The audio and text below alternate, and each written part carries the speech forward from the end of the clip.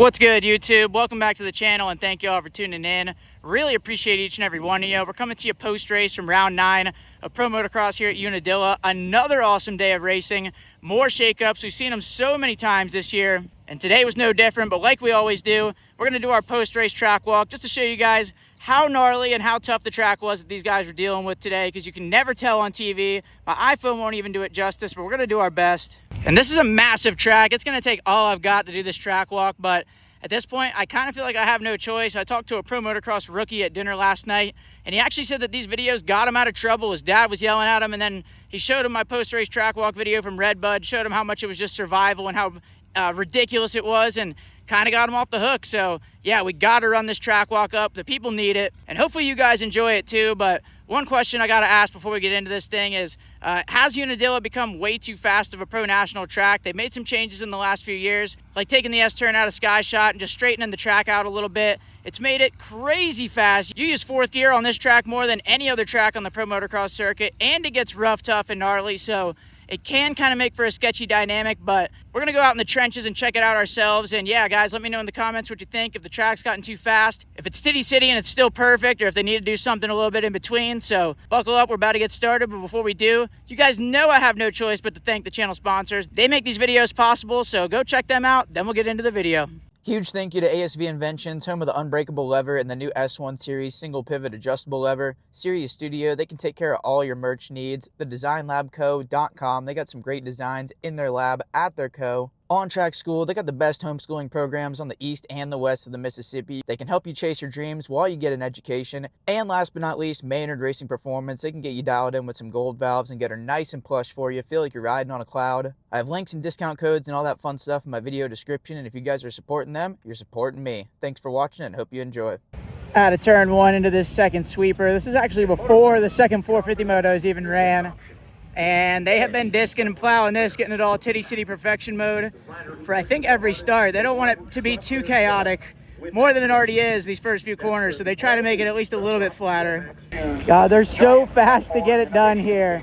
They're already flattening the corduroys, but I promise you they were there. Then into turn 3, nothing crazy. The bumps are a lot smaller, and we saw a lot of faster chop, a little bit sketchier than the old school slower, very rutted, nasty Unadilla that we used to have. But this corner's got plenty of ruts. Pick one, you don't gotta pray, they're not quite that bad. Just like I told you, they're keeping these sections fresh right off the start.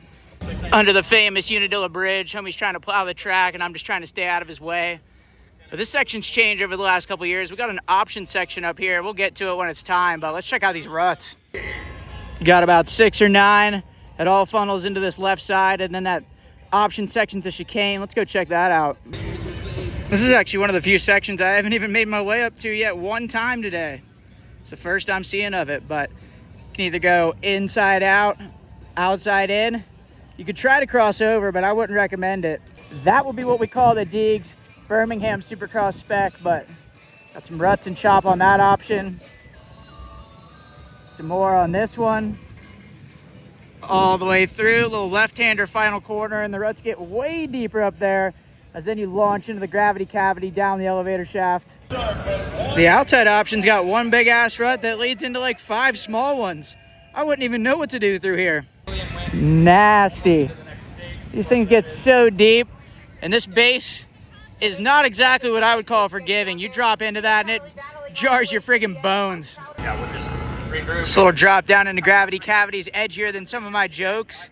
Could throw you into a swap city, invitational, or whatever you want to call it at any given notice, but these are the best in the world. They can handle it. And honestly, I'm used to seeing this being rutted out to hell and a dragon's back.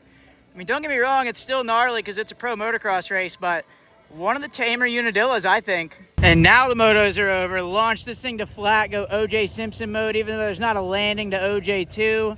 Land in a few ruts, chop sway up this little rise, and then this corner is Hook City. Call it Mike Tyson, it's got plenty of right hooks. And this corner, might as well call it Levi Kitchen. It's cooked. Holy crisscross applesauce, like the far outside. Does the point and shoot over almost every rut. Then these inside ones, once you're in those, you're in them for 3 to 5 business days. You're locked into them. But better locked in than locked up, I always say. We'd hate to see that. And then even the middle to outside, it's like 2 ruts that are almost combined into one that all jam out into this, bounce out of it, chop everywhere. I promise you no camera's gonna do it justice, and my phone for damn sure never will. And I'm almost a little bit jealous of this version of Unadilla. Last time I rode it, I remember the ruts being so bad up this double. I was so scared of dragging peg and doing an accidental Superman. Would not have been an ideal thing to put in my contract. Land this freshly watered double. 450 Moto 2 could get interesting. We got no shortage of chop, hard on the binders, and don't case that double or you'll bounce all the way into here, into these ruts in this corner. It's got this bowl corner with a net like Supercross, no choice. And this corner is so much more vert than you can tell on TV, on my iPhone, or anything. It's a reverse off camera. This thing is straight on the side of a hill. And check the chop on the way out. No mercy. They say Captain Insano shows no moisty, but neither does Unadilla. Dude, this is gonna be wild. Let's do a traction check.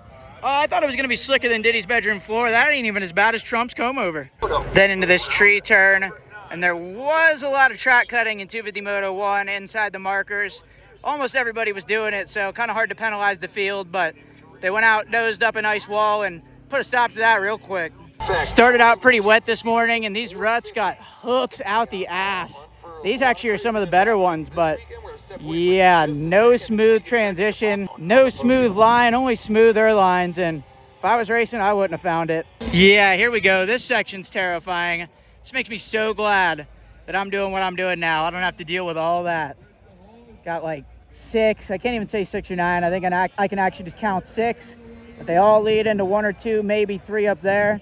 And then there's the Indonesia spec on that tabletop. It's had a kicker since 1981. These things are so much deeper than they look. They're all spongy. There's German soldiers down there in those trenches. And then this 90 right.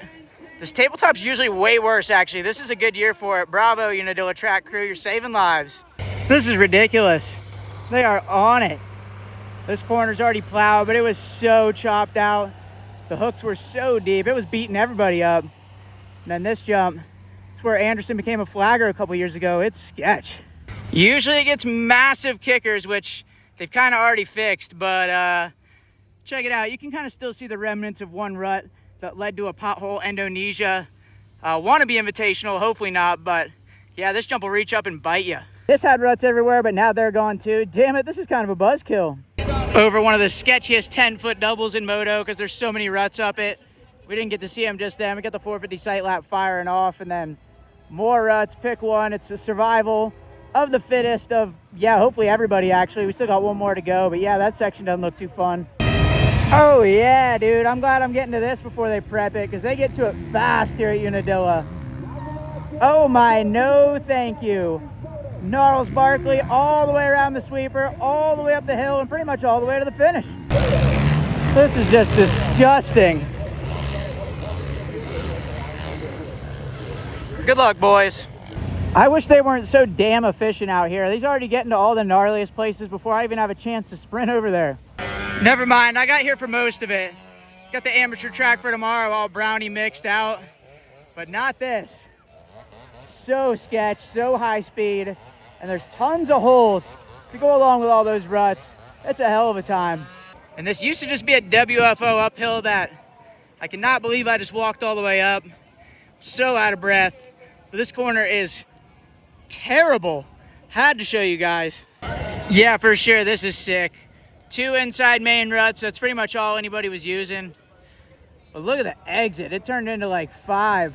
And none of them are straight, none of them are smooth, none of them look like a good time at all. So much chop, so much kindergarten artwork sketch at the National. Then drop down this, you got tons of those classic Unadilla rocks, holes. It's down to the base, some more ruts, everything that's always in the contract in pro motocross. Send it down the hill, and then scrub. Turn down for who, what, when, where, why, and how off this little double. We've even got the low line spec. Make this jump a low rider. Son of a biscuit, I cannot say enough about how on it the track crew is with getting this thing prepped.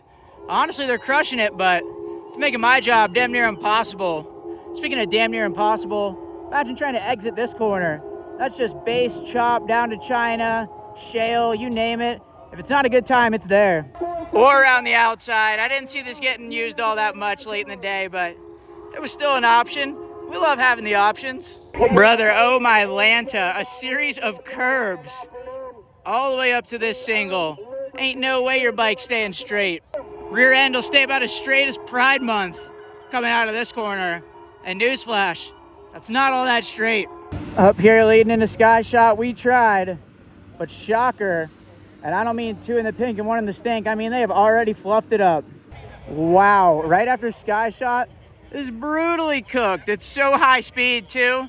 Used to be a chicane dog leg through here, and now you just click up and send it.